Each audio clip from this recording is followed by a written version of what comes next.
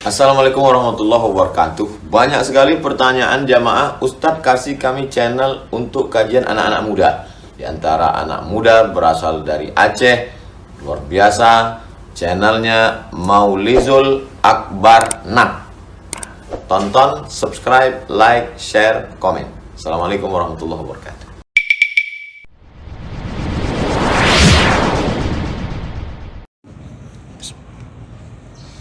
Assalamualaikum warahmatullahi wabarakatuh.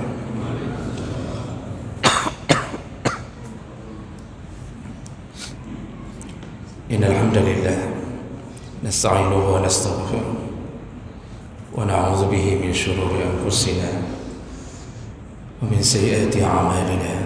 Man yahdihillahu fala mudilla lahu wa man yudlil fala hadiya lahu. Asyhadu an la ilaha illallah wahdahu la syarika lahu وأشهد أن محمدا عبده ورسوله الكريم. اللهم صل وسلم على نبينا وسيدنا المصطفى محمد وعلى آله وأصحابه أجمعين. أما بعد، رب اشرح لي صدري ويسر لي أمري واحلل عقدة من لساني يفقهوا قولي. Segala puji bagi Allah, kemudian salawat dan salam kepada Rasulullah, pada keluarga dan seluruh sahabat-sahabatnya. Ya Allah muliakan insyaAllah jamaah salat maghrib dan isya, bapak-bapak dan ibu-ibu, dan semoga kehadiran kita tercatat sebagai pahala di sisi Allah Subhanahu wa taala. Kita akan sambung. Kita masih membahas tentang perkara-perkara yang menyebabkan turunnya keberkahan pada rezeki, dan itu kita bahas lebih dahulu sebelum kita masuk ke dalam adab-adab mencari rezeki.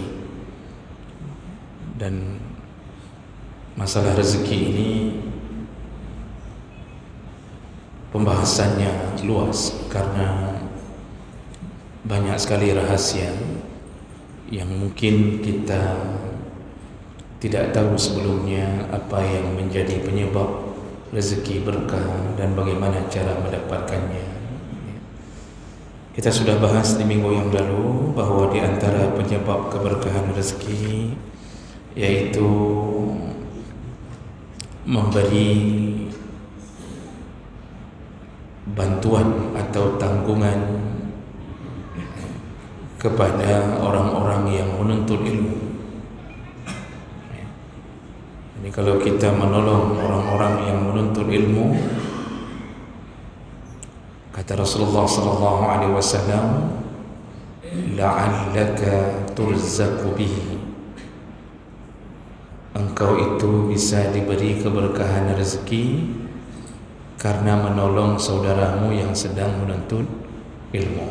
Itu sudah kita bacakan hadis lengkapnya di pertemuan yang lalu. Ada dua orang yang bersaudara, yang satu bekerja, yang satu menuntut ilmu.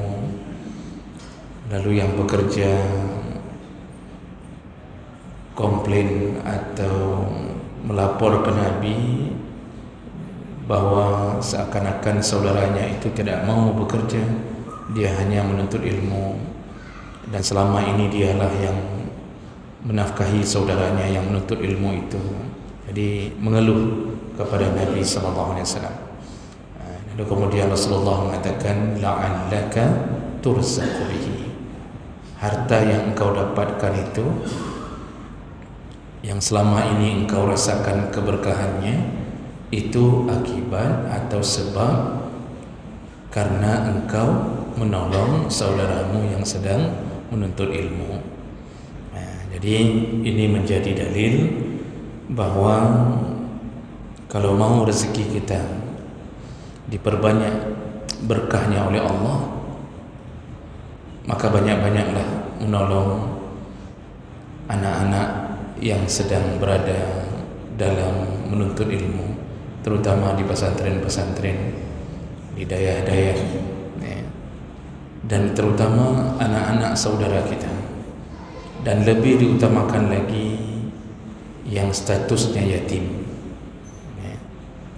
Baik, kita lanjutkan jemaah kepada Allah. Apalagi yang menjadi penyebab turunnya keberkahan pada rezeki, yaitu al-mutaba'ah bainal haji wal umrah, yaitu mengiringi di antara haji dan umrah.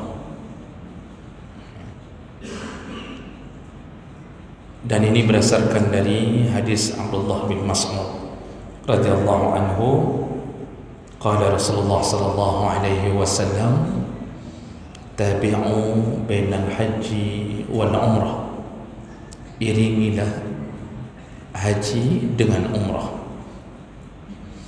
fa innahuma yulfiyanil faqra waz zunuba. Jadi kata Rasulullah, orang yang mengiringi haji dan umrah, maka dia akan diberikan Allah dua kelebihan. Yang pertama, yunfiyani al-faqra, bisa menghapus kefakiran. Jadi ini poin yang ingin diberitahu kita melalui hadis ini, bahwa orang yang mengiringi haji dan umrah, maka dijauhkan dari kefakiran, dihapus kefakirannya, dan itu menunjukkan dia tidak akan fakir. Lalu Rasulullah mengatakan kelebihan yang kedua, wazunuba, lalu juga dihapuskan dosa-dosanya. Selain dihapuskan kefakirannya, dihapuskan dosa-dosanya. Kama yunfi al-kiru khabas al-hadid wal-zahabi wal-fiddah. Rasulullah memberi tamsilan sebagaimana alat untuk meniupkan api itu bisa menghapus karatan pada besi, emas dan perak. Jadi begitu cepatnya digugurkan dosa dan kefakirannya, sebagaimana alat untuk membesarkan api, alat untuk meniupkan api. Jadi kalau tukang besi itu untuk menghilangkan karat pada besi, pada emas, pada perak, itu memakai api. Nah, begitulah bergugurannya kefakiran dan dosa-dosa. Dan Rasulullah akhiri hadis ini dengan mengatakan, walaysa lil hajjati al-mabrurati sawabun illa al-jannah. Dan orang-orang yang hajinya mabrur, tidak ada balasan yang lebih layak untuknya kecuali surga. Hadis ini riwayat Tirmizi dengan derajat yang sahih, itu menunjukkan bahwa orang-orang yang melakukan haji dan umrah, banyak sekali pemberian Allah untuknya, dan mungkin tidak dirasakan di dunia. Mengiringi antara haji dan umrah punya dua makna. Yang pertama, ketika melakukan haji dia langsung melakukan umrah, dan itu otomatis orang yang haji pasti berumrah. Itu makna pertama. Jadi di dalam haji itu ada umrah. Nanti mana yang lebih dahulu itu tergantung proses yang kita pilih. Jadi ada haji ifrad, ada haji kiran, ada haji tamattu'. Tamattu' biasa dilakukan oleh orang-orang Asia Tenggara mengingat waktu. Jadi duluan melakukan umrah baru haji. Itu makna pertama, yaitu mengiringi antara haji dan umrah. Makna yang kedua, kata para ulama, orang yang sudah berhaji, yang dimaksud mengiringi lagi adalah setelah berhaji dia kembali merencanakan untuk umrah. Nah, jadi pulang haji, kemudian kapan ada rezeki, kembali disunnahkan untuk melakukan umrah. Nah, jadi jemaah Allah Subhanahu wa taala, hari ini kita lihat Allah permudah orang-orang untuk melakukan umrah setelah berhaji. Namun walaupun begitu, ada ulama termasuk mazhab Malik, juga beberapa imam besar itu mengatakan bahwa makruh melakukan umrah dalam setahun 2 kali. Makruh melakukan umrah dalam setahun 2 kali. Mazhab Malik mengatakan seperti itu. Namun walaupun begitu, itu tidak ada yang melarang untuk mengulang-ulang umrah. Karena ada hadis lain, Rasulullah sallallahu alaihi wasallam mengatakan al-umratu ila al-umrati kafaratun lima bainahuma. Antara satu umrah dengan umrah yang lain, maka jarak di antara keduanya menggugurkan dosa-dosa di antara keduanya. Jadi yang umrah lalu mengikuti dengan umrah berikutnya, di antara satu umrah dengan umrah lain, maka berguguranlah dosa-dosanya. Rasulullah tidak pernah mengatakan al-hajju ilal haji, satu haji diiringi dengan haji lain, tidak ada. Nah, makanya haji itu cukup sekali, tak perlu pun merencanakan haji berulang-ulang. Rasulullah SAW walaupun dalam keadaan yang di masanya cuma sempat sekali, tapi itu menunjukkan takdir Allah bahwa Rasulullah pun berhaji hanya sekali. Tapi begitu umrah, Rasulullah mengatakan antara satu umrah dengan umrah yang lain, maka diampunkan dosa di antara jarak keduanya. Itu menunjukkan apa? Boleh mengulang-ulang umrah.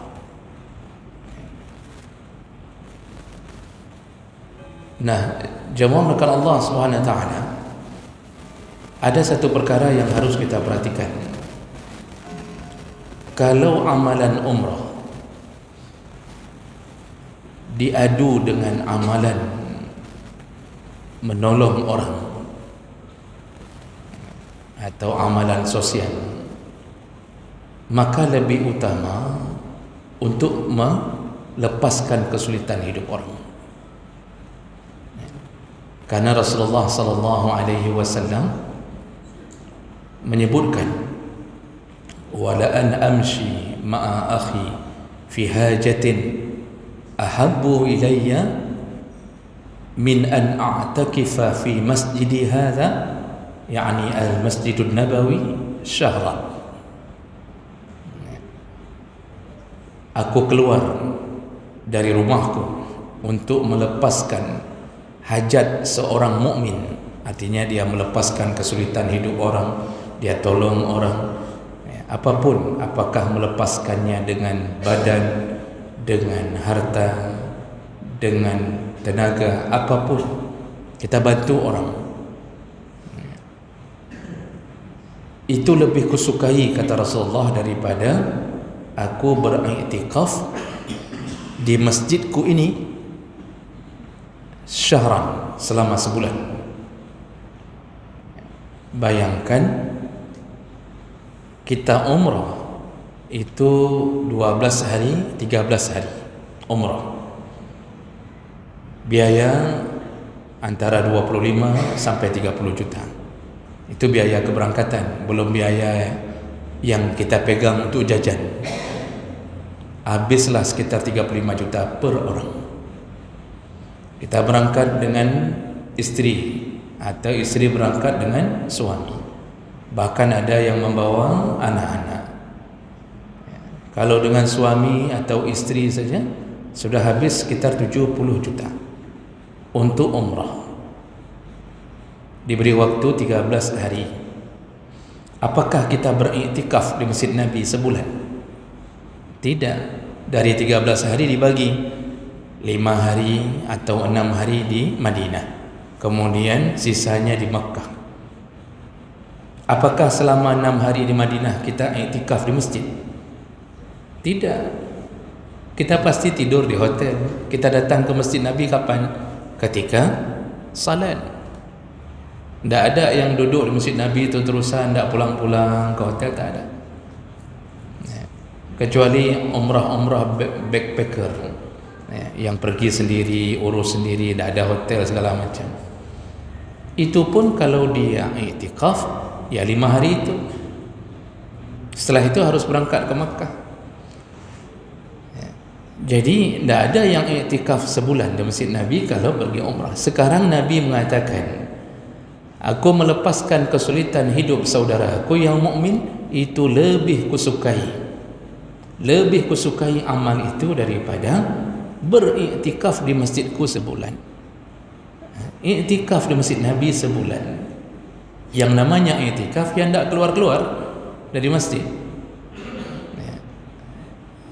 Jadi bukan setengah iktikaf. Kita kalau dalam Ramadan itu setengah iktikaf bagi yang datang malam, pulang subuh, masuk kantor. Itu belum iktikaf sempurna. Iktikaf yang dimaksud Nabi tak pulang-pulang. Jadi ya sebulan di situ. Yang namanya iktikaf bukan salat saja. Di situ dia tidur, di situ dia berzikir, di situ dia salat, baca Quran. Besar sekali pahalanya. Rasulullah mengatakan dalam hadis yang lain, sekali salat di masjidku pahalanya sama seperti 1000 kali salat di masjid yang lain. Sekali salat di masjidku, kata Rasulullah, sama seperti salat di masjid lain 1000 kali. Kalau salat di Masjidil Haram sama seperti 100,000 kali. Bayangkan kalau iktikaf sebulan, dalam satu hari ada 5 kali salat. Itu belum salat sunnah. Betapa besar pahala orang yang iktikaf. Tapi Nabi mengatakan lebih kusukai apabila engkau keluar dari rumahmu, engkau tolong saudaramu. Itu perlu diingat baik-baik. Kita menolong tetangga kita yang tak ada mobil untuk mengantarkan istrinya yang sakit. Kita tawarkan mobil kita. Kita yang keluar di tengah malam, kita katakan ke tetangga kita itu, tidak apa-apa, kita antarkan segera, kita lepaskan kesusahan mereka. Ketika ada uang setiap bulan, kita tolong anak-anak yatim dari saudara-saudara kita yang punya hubungan darah lebih utama. Lalu lepaslah kesusahan ayahnya, lepaslah kesusahan ibunya. Dia mengira tak ada yang menolong anaknya yang yatim. Dia ingin anaknya juga masuk ke pesantren. Lalu kita katakan tiap bulan biar saya yang bayar SPP.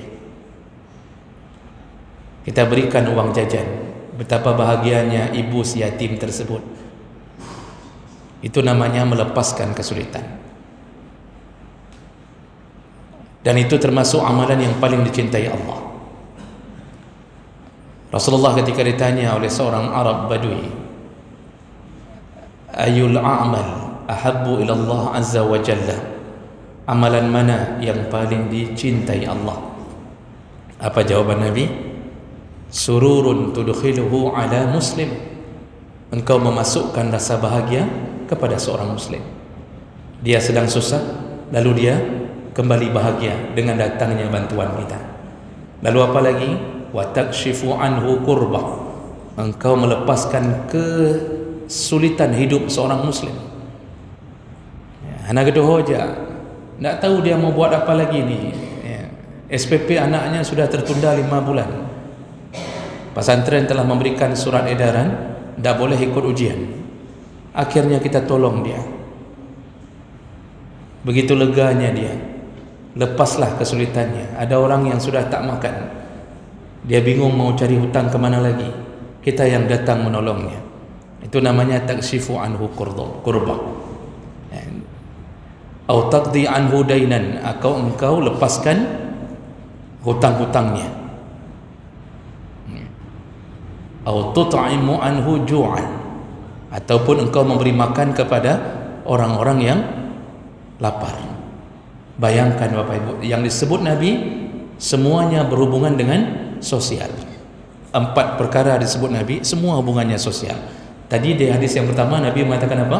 lebih kusukai untuk menolong sesama mukmin daripada iktikaf. Sekarang kita umrah tak sampai ke iktikaf di Masjid Nabi sebulan. Yang sebulan saja masih kalah pahalanya. Apalagi kita yang datang cuma 5 hari di Masjid Nabi. Oleh karena itu, apa yang kita ingin katakan, umrah berulang-ulang dibolehkan oleh jumhur ulama, kecuali tadi beberapa ulama yang mengatakan makruh. Tetapi mengulang-ulang umrah sampai melupakan keadaan kanan kiri, itu salah satu tipu daya syaitan. Jadi kita sudah mencoba memuaskan nafsu, walaupun nafsu itu dilabeli dengan kebaikan. Kita sering katakan sama orang, saya pingin umrah lagi lah, nyosang mohon ajak umrah lah. Jadi setelah pulang 3 bulan berikutnya, karena kita punya uang, umrah lagi. Kita bilang sama orang, saya begitu merindukan Kaabah, saya di sana menangis, saya ingin menjenguk Nabi SAW. Terus kita bilang itu, terus kita akhirnya 3 bulan umrah, 3 bulan umrah. Berarti dalam setahun kalau sekali berangkat dengan suami 70 juta. Nah, lega berangkat dalam tahun 7 kali le 210 juta. Habis uang dalam setahun. Tetangga di samping rumah tak makan, kita tak pernah fikirkan.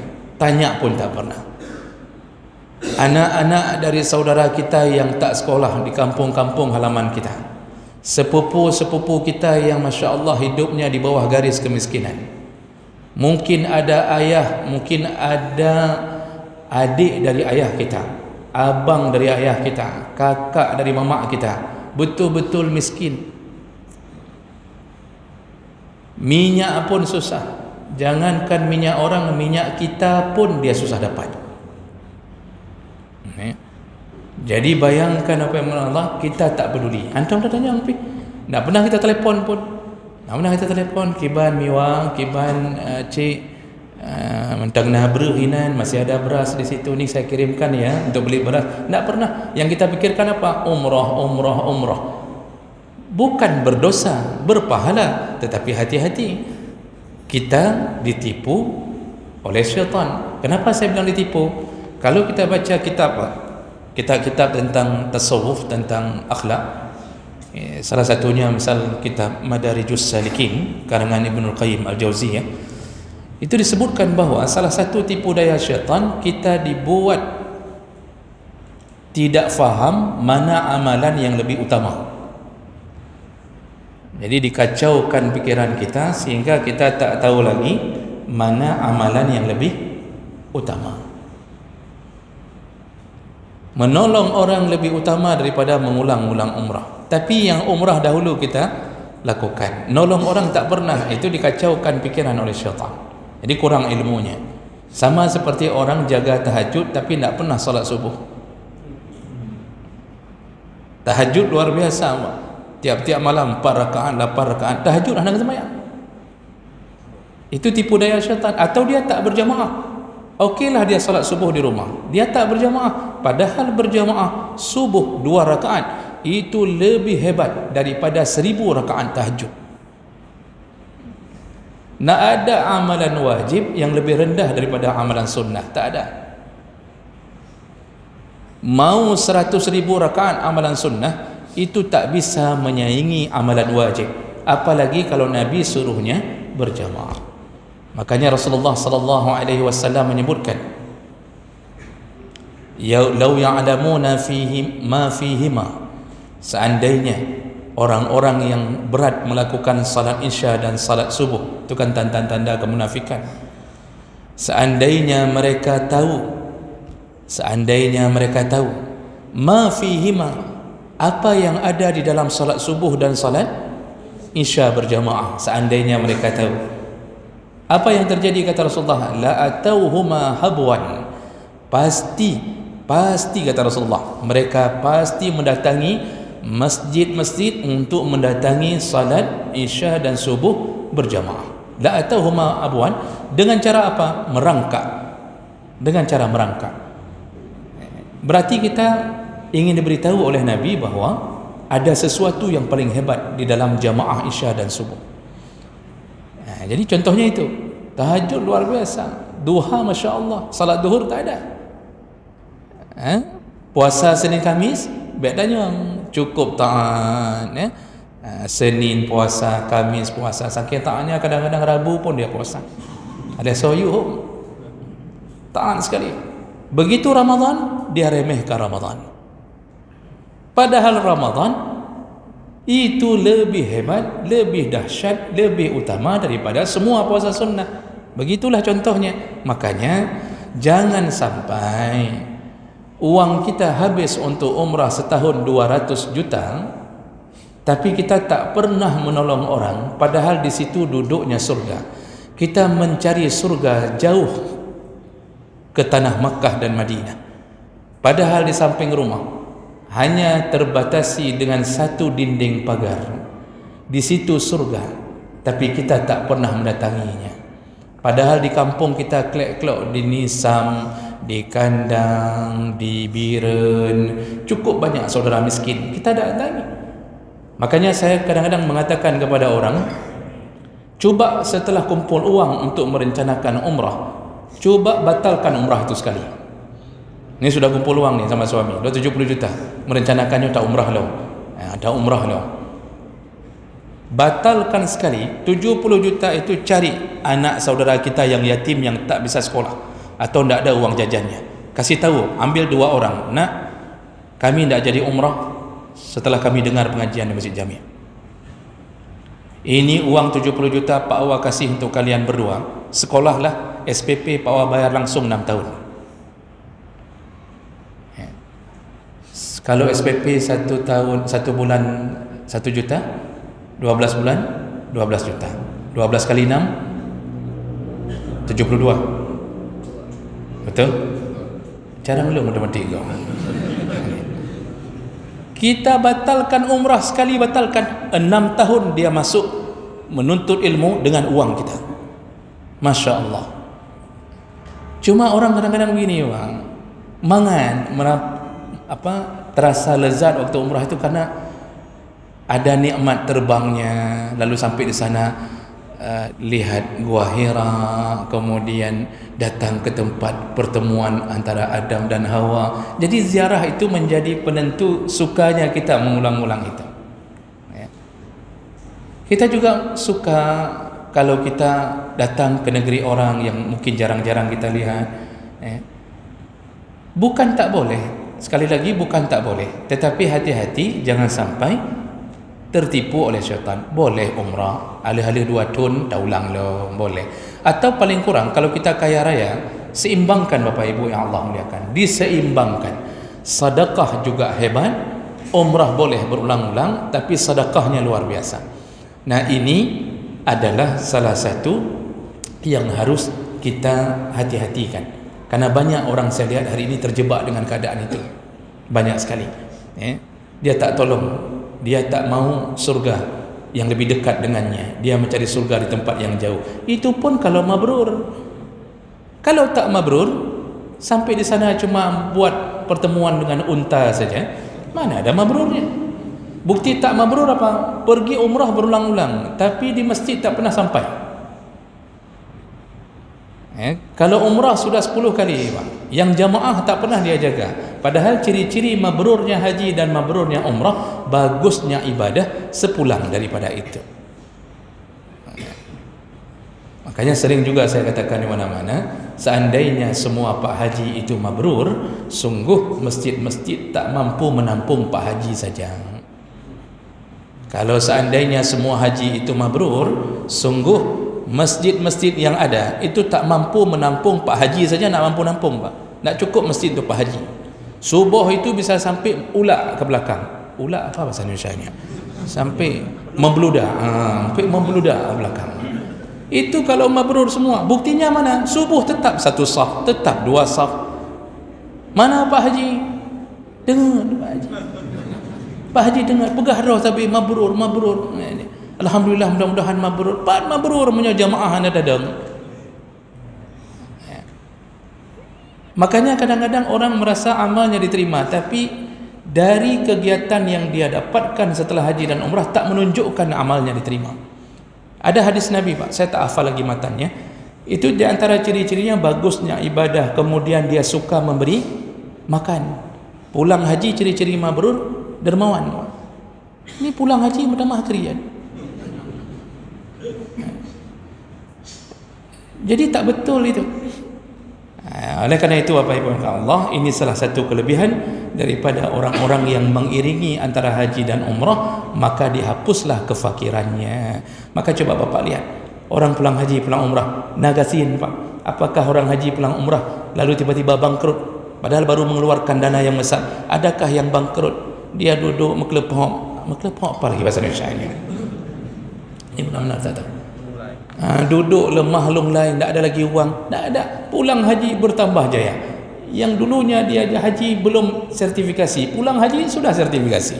Setelah sertifikasi dia naik haji, pulang akreditasi. Alih pupu menempok Pak. Umrah juga begitu, tak ada yang miskin setelah pulang umrah, tak ada. Nabi telah berjanji dihapuskan dosa, dihapuskan kefakiran. Maka rencanakanlah haji, rencanakanlah umrah. Tak usah mikir Pak, masalah kita dipanggil 35 tahun yang akan datang, itu tak usah mikir. Itu biar Jokowi sama Prabowo yang mikir, kita tak usah mikir. Ya, Allah bersama kita. Kalau diizinkan kita bisa berangkat, mungkin tahun depan kita bisa berangkat, kalau Allah izinkan. Seandainya mudah-mudahan tidak terjadi tsunami sekali lagi, habis semuanya, tinggal kita sendiri, udah kita haji sendiri. Mudah-mudahan tidak begitu, tapi Allah yang tentukan itu. Baik, inilah salah satu keberkahan Allah turun pada rezeki ketika orang melakukan haji dan umrah, dengan ciri-ciri dihapuslah kefakirannya setelah haji dan umrah.